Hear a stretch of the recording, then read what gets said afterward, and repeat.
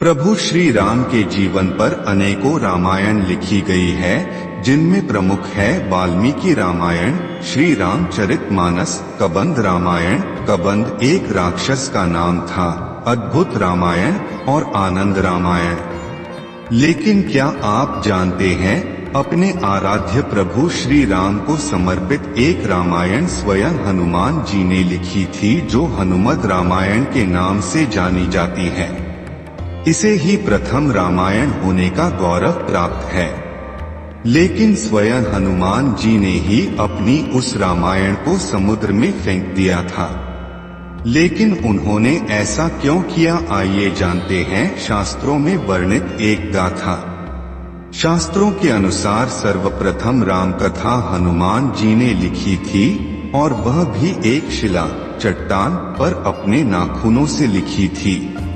यह राम कथा वाल्मीकि जी की रामायण से भी पहले लिखी गई थी, और यह हनुमत रामायण के नाम से प्रसिद्ध है। यह घटना तब की है जबकि भगवान श्री राम रावण पर विजय प्राप्त करने के बाद अयोध्या में राज करने लगते हैं, और श्री हनुमान जी हिमालय पर चले जाते हैं।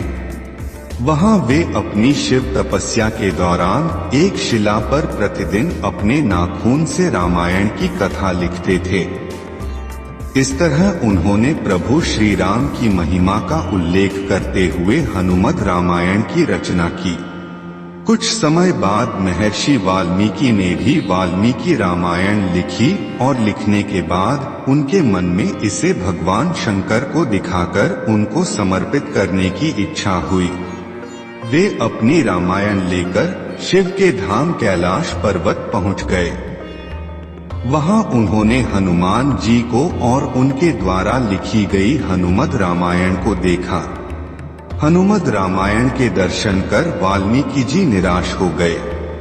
वाल्मीकि जी को निराश देखकर हनुमान जी ने उनसे उनकी निराशा का कारण पूछा, तो महर्षि बोले कि उन्होंने बड़े ही कठिन परिश्रम के बाद रामायण लिखी थी, लेकिन आपकी रामायण देखकर लगता है कि अब मेरी रामायण उपेक्षित हो जाएगी, क्योंकि आपने जो लिखा है उसके समक्ष मेरी रामायण तो कुछ भी नहीं है।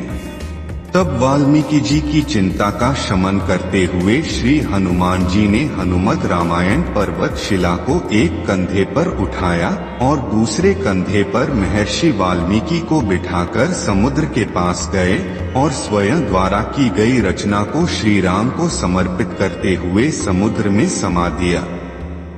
तभी से हनुमान द्वारा रची गई हनुमत रामायण उपलब्ध नहीं है। हनुमान जी द्वारा लिखी रामायण को हनुमान जी द्वारा समुद्र में फेंक दिए जाने के बाद महर्षि वाल्मीकि बोले कि हे राम भक्त श्री हनुमान, आप धन्य हैं।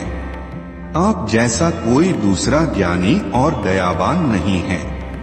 हे हनुमान, आपकी महिमा का गुणगान करने के लिए मुझे एक जन्म और लेना होगा, और मैं वचन देता हूँ कि कलयुग में मैं एक और रामायण लिखने के लिए जन्म लूंगा।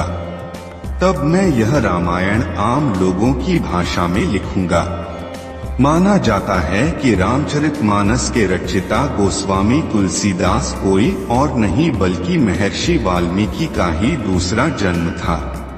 तुलसीदास जी अपनी रामचरितमानस लिखने के पूर्व हनुमान चालीसा लिखकर हनुमान जी का गुणगान करते हैं, और हनुमान जी की प्रेरणा से ही वे फिर रामचरितमानस लिखते हैं।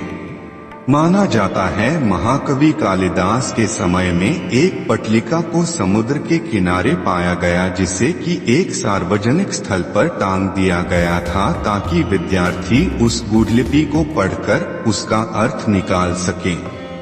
ऐसा माना जाता है कि कालिदास ने उसका अर्थ निकाल लिया था, और वो ये भी जान गए थे कि ये पटलिका कोई और नहीं अपितु हनुमान जी द्वारा रचित हनुमत रामायण का ही एक अंश है, जो कि पर्वत शिला से निकलकर जल के साथ प्रवाहित होकर यहाँ तक आ गया है।